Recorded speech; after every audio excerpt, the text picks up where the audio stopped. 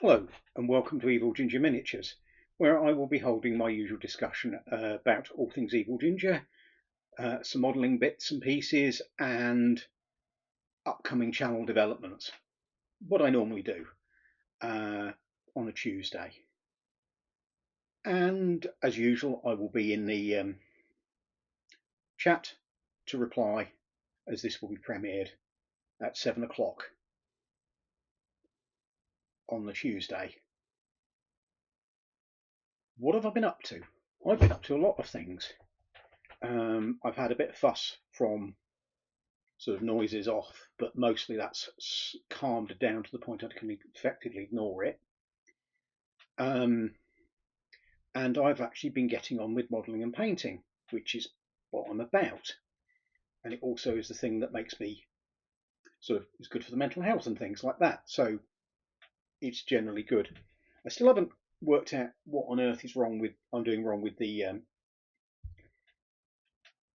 camcorder, and I am going to be taking it down to the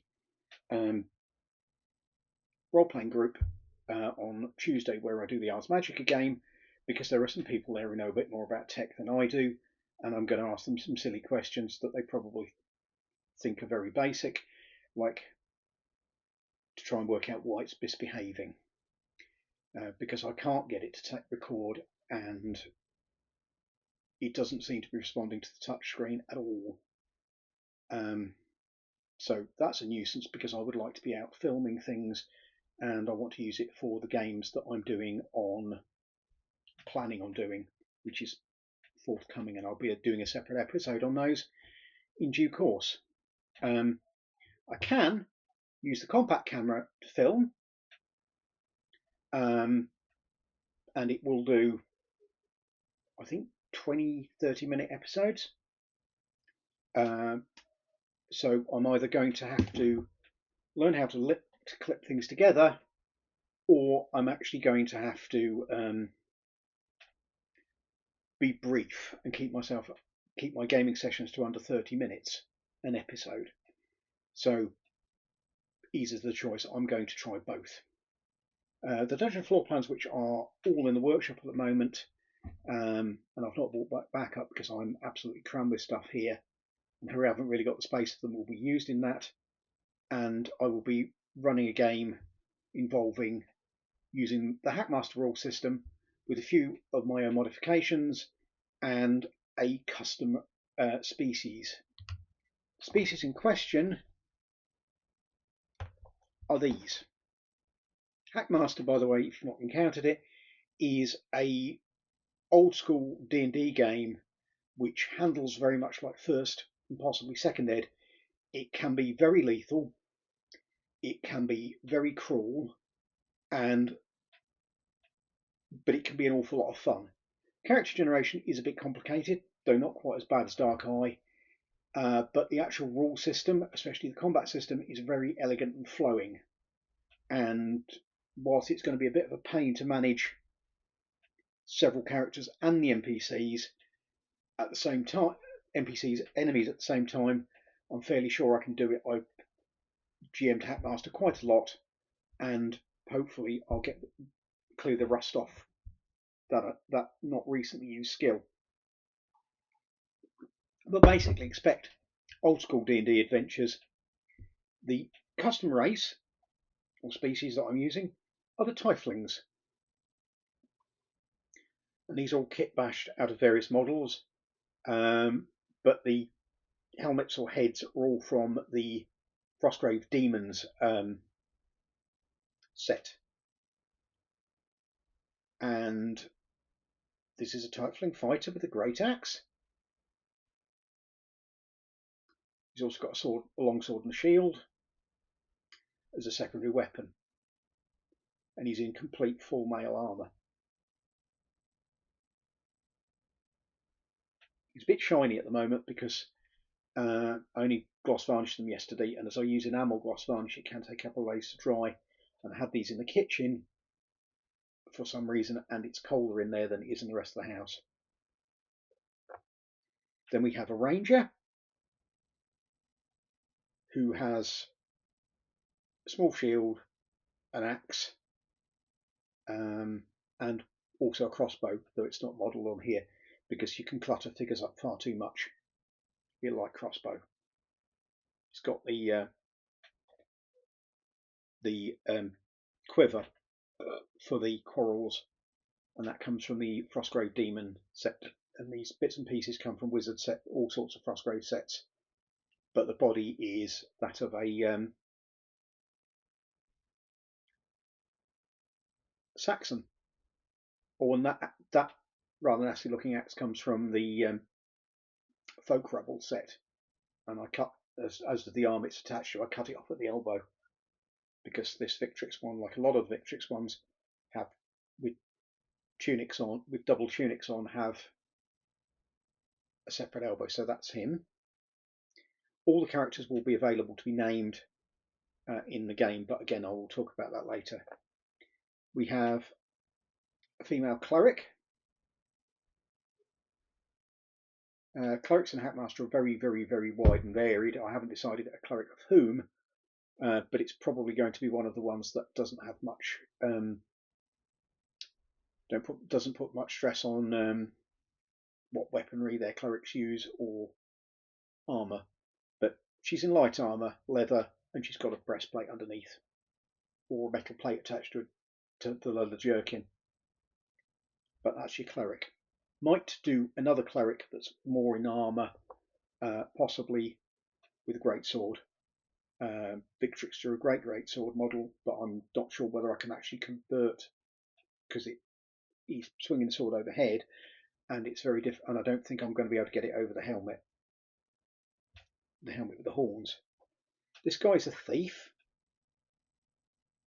and they call them thieves in Hackmaster. With crossbow, dagger, and a few bits and pieces of useful stuff for a thief. Then we have another fighter who's fighting with a short sword and a spear and shield. In classic Hackmaster, this would be a short spear, but that's a proper fighting spear, and I've got no reason to have them wielded only two-handed. It can be wielded one-handed quite easily. I've done it, and I'm not a buffed up tiefling.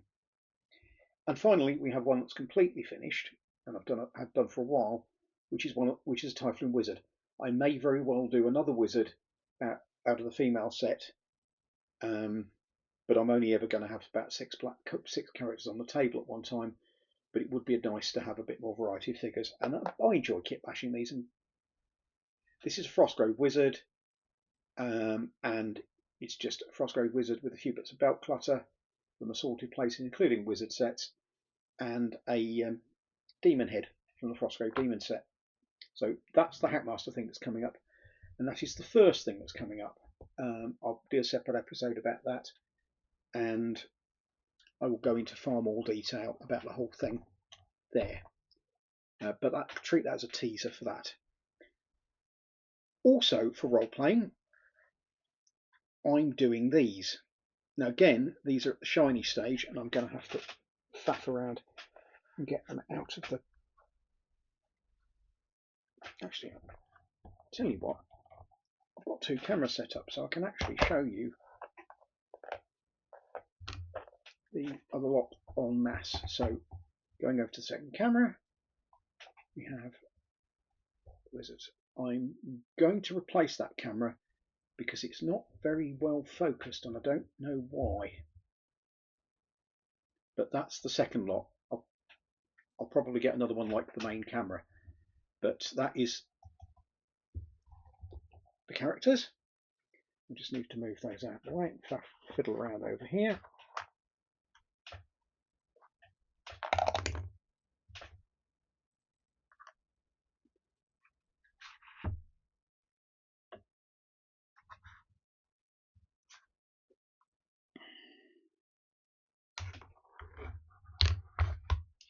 These, and again, I'll flick you a shot with the second camera, I think it might just be the focus, but these are some of the enemies that the Tieflings will be fighting and will also feature in other campaigns. They are various members of the Black Order who worship an evil god of order, law, and there are a selection of figures here. There are these guys who are made out of Victrix, foot sergeants, mostly in padded armour with kiteish shields, and they are auxiliaries, hence the red and black. This is another one. These will be charged with the protection of the archers when I get the archers, and there will be more of them because I have another set of foot sergeants on the way. We also have sergeants of the Black Order, who again mixed armour, some male, some male and padded, mostly with spears or hand weapons, with a sword or hand weapon as secondary. I need to sort the shields out. I know what the problem with the shields is, and I did try a method with this which normally works on all transfers, which is you gloss varnish the shield and then you gloss varnish over this transfer and then you matte over the top of that. Unfortunately, these are old Citadel transfers and they are very, very poor quality. They are about equivalent to the old Matchbox ones of yore, and they are buggers for getting bubbles behind them. And once they've got a bubble behind it, you can't shift it.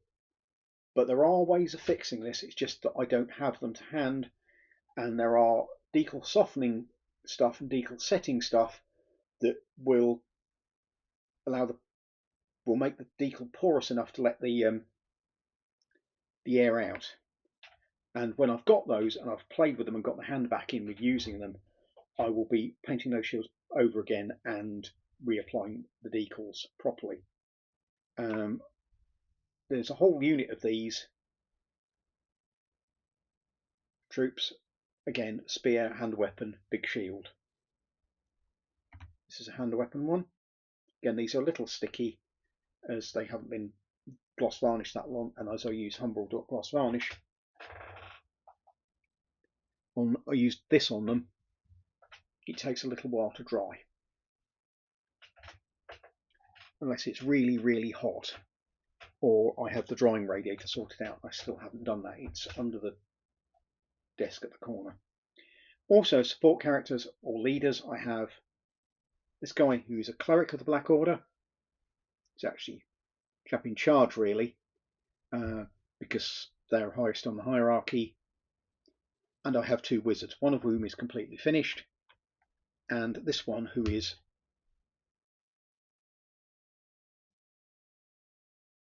again not kit bashed from the Frostgrave wizard set for the most part.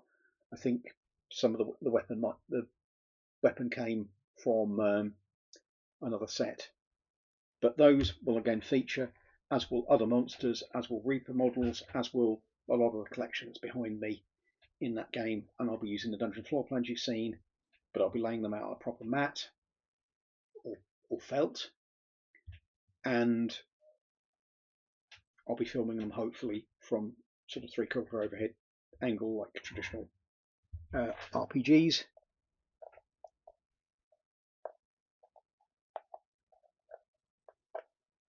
So I'll just move those over there. Getting onto the wargaming stuff,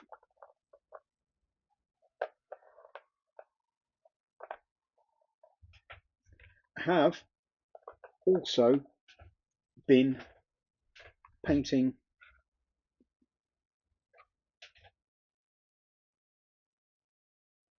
quite a lot of Victrix for Outremer. This is a French warband. You can tell that because I've got the Cross of St. Denis as their main flag, and the Cross of St. Denis on their shields, and on those of them that have got proper livery on them, which are the standard bearer here, and the standard bearer here, and I believe the one of the leader of the sergeants. Again, they're all shiny, and they'll probably be dry enough, well, unsticky enough to dry fairly quickly for them to be filmed, be matte varnished and photographed. But that's one of the Ultramar warbands. Because I have a problem with Ultramar warbands, I appear to be making several. I only intended one, just to use up what was left over of the figures after doing the Black Order stuff. But I may have ordered another pack of figures. And because there are lots more knights than you could possibly use in a retinue, we will have these, which I started last night because I was having a little bit of family fun and was quite upset. I always find modelling a bit calming. These we have another knightly command group on foot. We have standard bearer. We have a foot knight with a sword. We have a musician with a sword. We have a guy with a mace who may or may not be a priest. And we have the Lord, who is carrying a two-handed sword. You may notice that there's quite a bit of green stuff around the bottom of the base there, and the rocks that I'm being using with this group lot to identify who the leaders are also green stuff. The main reason for that was, if you have a look at the waist,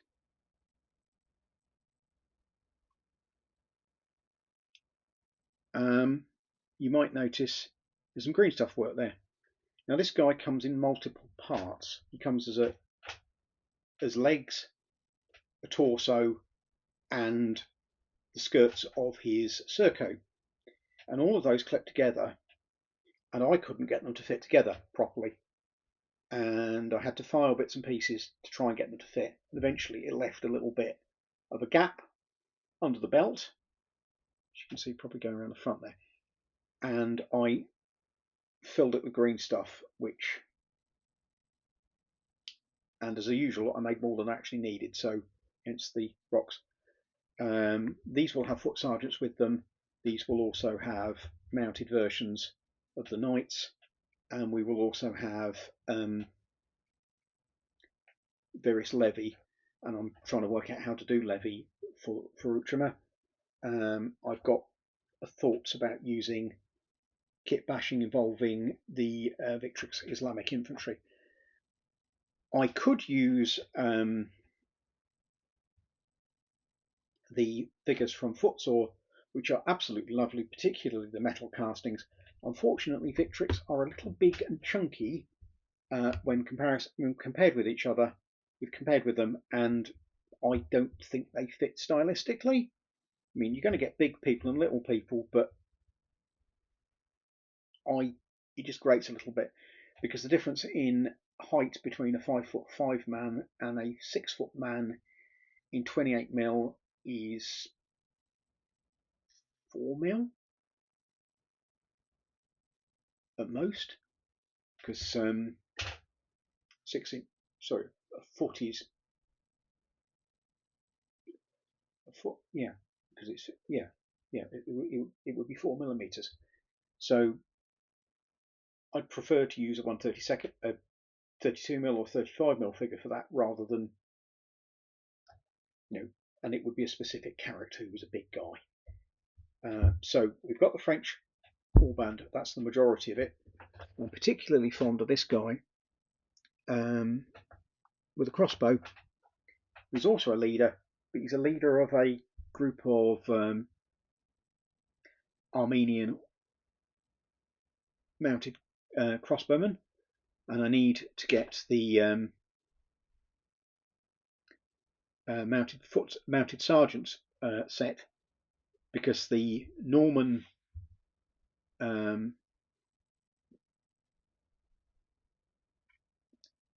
like Norman unarmed cavalry are strictly unarmored. They don't have any people in light armor, so I'm going to have to kit bash them with Normanish bits to get them. I also need a couple more guys to go with this, because there'll be a leader and a couple of men. who can mount and dismount, and there'll probably be an ordinary unarmoured guy who is just the horse holder, who gets to stay behind with the horses. But again, I'm going to make those out of normal light cavalry. It's part of the creative challenge. It's kit bashing, and it's all the fun. I've got yet more dungeon floor plans to do, which I could drag down, show you, but everything is very precarious balance. But I've got lots more of these dungeon floor plans which need to go through the jigsaw stage, and I need to get some more thin cardboard to do them with. So there's going to be a lot more dungeon floor plans. This is a double door, by the way. This is a Mark 1 double door, and it's been reinforced up the sides. Eventually I will get them thicker so the doorways are narrower by about 1 mil, and I'll get something a bit nicer done as the side support, because they do make a lot of difference. And I'll also get them cut so they actually fit without me having to use a saw, because MDF doesn't saw particularly brilliantly. Now I shall put those back and show you the other modelling thing that I've been doing. This is the graveyard. This is really nearly finished. There are some bits and pieces to do, and I'll do a full layout and a talk over like I did previously. But my particular moment is that I'm working out how to do some of the rougher bits of the graveyard. That's the centerpiece. Those are 3D printed from IGS, but the rest of it is scratch built. I got some beads to do these little coping stones here, but none of the beads I've got I felt were suitable. I was going to put a blob of milliput on and just stick them into it, so they look like those bosses that you get on the end of walls, but I didn't like them, and that's the best I could come up with. And these are meant for little votive offerings, so there's a standing plaque so somebody can stand on it and they can put their sacrifice into the fire to appease the ghosts. The bit I need to finish is there are some more dilapidated bits of the graveyard, which I will show you one of, and this is one of them. And I need to work out how to do what grass to use.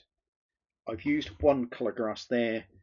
I'm thinking of using 2, and I've got to dig those out from the workshop. Probably do a camo pattern in grass. I started it on this one, and I was doing this and I was thinking, is this going to be variety? There's a lot of tufts on there of different colours, and also some foam foliage mostly up against the walls, so the place looks overgrown with, there's a couple of graves that haven't got grave markers, there's one there, and there's all sorts of other bits that need addressing.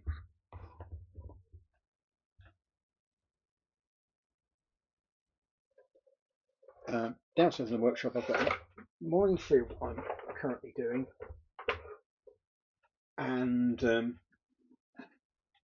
that mostly requires sanding, and I took all day finding my drill for drilling little holes in it in the bases, and these little holes in the bases would be to put the little pins in, the spikes in, that the wire hangs off. And when I found my drill, I found that the drill in it was broken, and I cannot find my supply of drills anywhere. They are somewhere, but there's a lot of things in my workshop that are somewhere and are going to be somewhat difficult to find, as the place is full to the eyeballs and I can't get at places. Again, that's something that needs sorting. I need to reorganise my shelves. I need to get more of this stuff down in the workshop, and I need to sort these because there's lots of shelving here that isn't efficiently used. I also need to put in a couple of a big Reaper order and sort out a Reaper order that's been hanging around for quite some time, because I stupidly ordered it from America, and they were supposed to tell me how to pay the postage on it or to shift it to UK to the European depot, and I've not heard anything. And with all the noises off and the rushing around, I've rather lost track of it. So that's where we are with that. But there will be more Reaper stuff. There is a Reaper Dragon. It will be going on this base, which will be stuck to a base like this. I've got two bases like this because the other one will have the ship on it. I'll show you the ship, but it's currently buried under the stuff, under the graveyard I've just shown you, because everything in this office is everywhere, and it does get to me a little bit, and it means it sets me off when silliness happens, like it did yesterday. But that's what we're going on with that. I've also got large quantities of buildings. War bases, the Swines have done some more Roman buildings, which I'm going to have to get, including a very, very nice early villa, they call it, which would make a nice big rural house and, you know, farmstead type place. And I'm going to have it, and I'm also going to have to get some MDF, biggish MDF bases for it. I think we're going to be looking for A4 size bases like this size, so that I can do little bits of terrain and scatter them out. In fact, A4 sheets of MDF, say, would make, and of course I've got the big villa that I'm doing for Ars Magica, which is all over there under the dungeon floor plans, and still a work in progress. Again, more work to be done, and I need space to put things in. I need to order more stuff. I also need to finish paying for this, and I need a better camera for this one because I don't like that blurry. And as it's one of the things that's meant to be showing me working, I want the better resolution on it. Now, it's supposed to be a 4K one, so it's either a focal length issue or it's a quality of camera issue. But we'll have to see, and I'll have a play with it, and just to see what resolution it's working in, because it might just be OBS. Many things might just be OBS. I've had interesting times with OBS, and you've probably seen some of them, as some of the bloopers are on the bloopers were left in things. So we've got lots of things happening. The Kickstarter, the dungeon Kickstarter I started, has partly arrived. I've got the PDF copies of the scenario and that sort of thing, and that's one of the scenarios that that's one of the adventures that I intend to do with the Tifling Adventures gang. But I've yet to download it, and I've yet to have a good look at it and read it and work out, because it's technically for D&D style games from 3rd level upwards. So I'm going to have a look at it and do some light converting, because Hackmaster works differently. For example, in D&D, skeletons are a 1st level easy monster. In Hackmaster, they're not. They're basically very hard to kill. You very definitely need blunt weapons, otherwise they don't take an awful lot of damage from most weapons. And you probably benefit from having a cleric of the right sort, because not all clerics in Hackmaster can turn undead. Some can, others can't. Those that can't usually have another power to compensate for it, but that's not exactly compensatory when you're dealing with some undead. So undead can be really scary.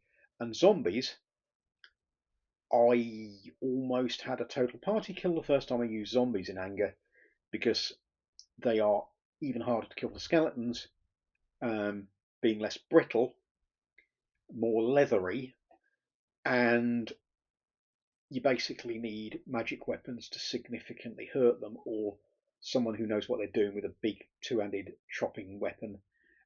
Most the encounter was saved by a guy who basically was using his battle axe two-handed and was strong enough to cause significant damage even through the horrific amounts of armor that the zombies had. Again, not creatures you use lightly, properly horror film level terrifying. And I actually had players sweating not just their characters. So that was a learning experience. There were meant to be more of them, but I was going to introduce them one at a time, and the first one was enough to convince me not to actually mob them with zombies. But again, Hackmasters like that. You often get situations which get hairier than you expect they're going to be, because of the way the rules work, which I'll make sense of the time, and you get situations which should be hard, which again sometimes come out as easy. But I think that's enough of me for now, and I'll be recording the Hackmaster thing properly afterwards. So take care, everybody, and goodbye.